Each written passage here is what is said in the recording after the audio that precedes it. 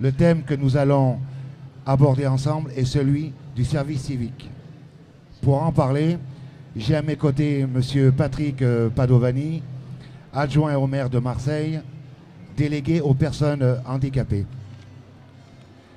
Monsieur Pascal Isoire-Thomas, qui n'est pas là, donc ce sera remplacé par mademoiselle Eva Oreille. Monsieur Mike Marouani, qui est référent aux divisions des personnes handicapées, et mademoiselle Sarah Benab Desselem, qui est volontaire dans le service civique. Alors, ma première question s'adressera à monsieur Padovani. La loi sur le service civique a été votée en mars 2010. La ville de Marseille a recruté 50 jeunes. Vous avez parié avec la jeunesse ? Bien sûr, nous avons parié avec la mixité et avec la jeunesse. La mixité, puisque c'est notre vœu, dans le cadre, vous l'avez dit hier, avec déjà un débat du mieux vivre ensemble.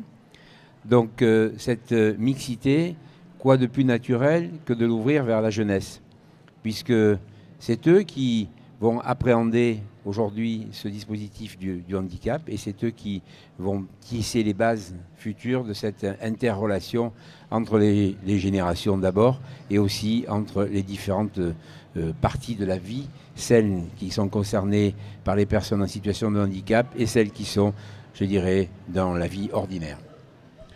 La ville a décidé d'affecter la majorité de ses emplois au soutien des personnes handicapées. Qu'est-ce qui a pu motiver ce choix ? Alors ce choix, il n'est pas venu de la ville en général, mais il est venu de l'idée de la délégation des personnes handicapées, de ce recrutement et de cet investissement.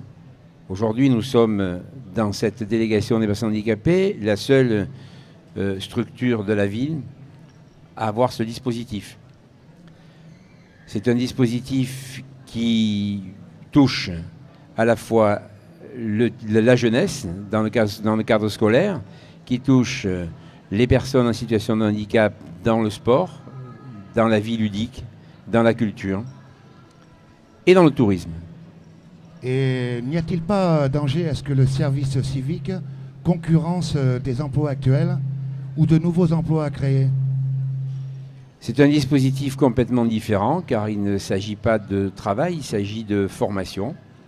Et il s'agit d'un accompagnement à ce que j'appelle moi une deuxième école de la vie, puisque les contacts qui sont portés par ces jeunes avec les personnes en situation de handicap, je pense qu'ils vous le diront eux-mêmes et ils nous l'ont déjà dit, ont motivé des échanges très importants à la fois sur le plan émotionnel, affectif et culturel. Et a-t-on les moyens financiers de poursuivre le recrutement des 75 000 jeunes pour 2014.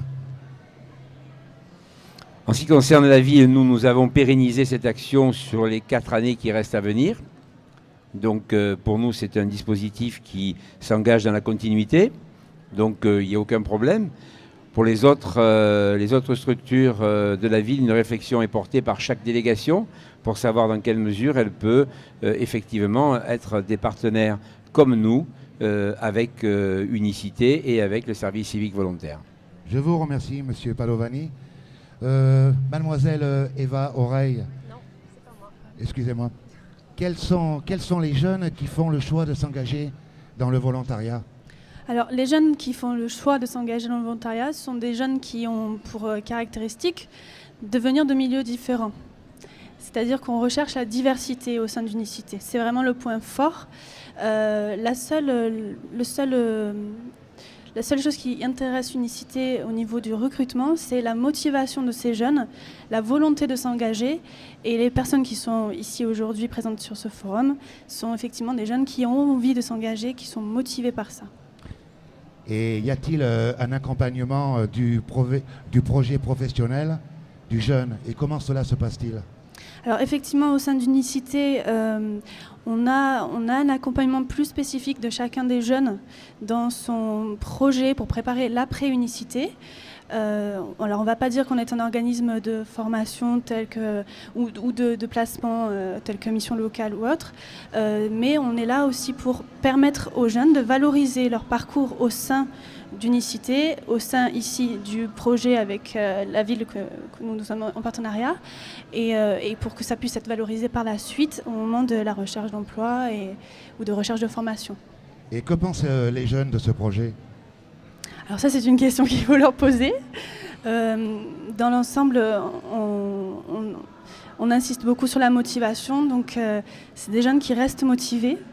Et le retour qu'on en a, c'est des jeunes quand même qui sont dans l'action, en contact avec les personnes handicapées, qui trouvent ce qu'ils attendaient aussi avec ce contact avec les personnes handicapées. Très bien, je vous remercie. Monsieur Mac Marouani, si un jeune souhaite être volontaire à un service civique, quelles sont les démarches qu'il doit entreprendre ? Alors c'est une question très intéressante, mais à laquelle malheureusement je pourrais répondre, mais très vaguement. Et je pense que Eva serait la meilleure personne pour vous répondre à cette question. Alors Eva, vous pouvez répondre ? Alors sur le recrutement, il y a plusieurs étapes. Effectivement, la première étape, c'est déjà que la personne qui est intéressée se renseigne auprès d'Unicité pour savoir quand est-ce qu'il y a des informations collectives au moment de quel on va pouvoir un peu présenter les différents projets. Il faut juste savoir que pour le recrutement, ce sont des jeunes qui ont entre 18 et 25 ans. Donc c'est la base, le critère aussi de recrutement. Et ensuite, après cette information collective, il y a un projet, une candidature qui est déposée, un entretien, éventuellement une mise en situation qui permet ensuite de sélectionner les volontaires. Très bien. Comment s'établit le lien avec Unicité, chargée de l'emploi de ces 50 jeunes, et la ville de Marseille ? Eh bien, il s'établit très bien. Ah oui. Il s'établit par une grande équipe. Nous sommes plusieurs, je ne suis pas le seul, bien sûr. Nous sommes de nombreux référents, plus plusieurs personnes qui nous entourent. Et donc voilà, l'équipe permet une très bonne relation envers les volontaires et nous. Les volontaires sont séparés en 3 groupes qui vont gérer donc ces groupes de volontaires pour les accompagner au mieux dans toutes leurs situations et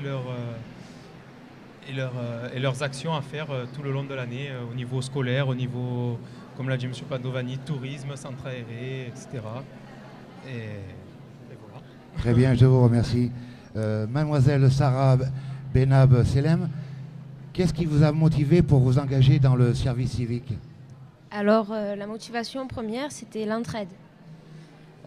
Donner de son temps et tendre la main des personnes qui en ont plus besoin. Et ensuite, quelles sont les missions qui ont pu vous être confiées ? Alors, on a eu mission centre aéré, faciliter l'intégration d'enfants en difficulté, d'enfants atteints d'un handicap dans un centre aéré, dans un milieu ordinaire. Bon. On a eu mission tir à l'eau cet été sur la plage du Prado. C'était une expérience magnifique. Ah oui. Ah ouais. Je m'en doute, oui. Ouais. Que ce soit professionnellement ou personnellement, c'était une magnifique expérience. On a également, en ce moment, ces missions temps cantine dans les écoles, avec les enfants, pendant la cantine et la récréation. D'accord. Et qu'est-ce que ce volontariat a pu vous apporter ? Alors, il m'a apporté... alors, j'étais une personne très réservée. Alors, j'ai une facilité à aller vers la personne, aider, c'est surtout ça. Et puis, pouvoir montrer une autre image de la jeunesse. Et comment vous envisagez l'après-service civique ? Alors, l'après-service civique, c'est toujours travailler dans le milieu du handicap. Je voudrais faire monitrice éducatrice, puis par la suite éducatrice spécialisée. Bien, je vous remercie. Merci à vous 4 d'avoir participé à ce plateau TV. Nous vous attendons dès 14h30 pour évoquer le projet Marseille-Provence, capitale de la culture 2013. Merci.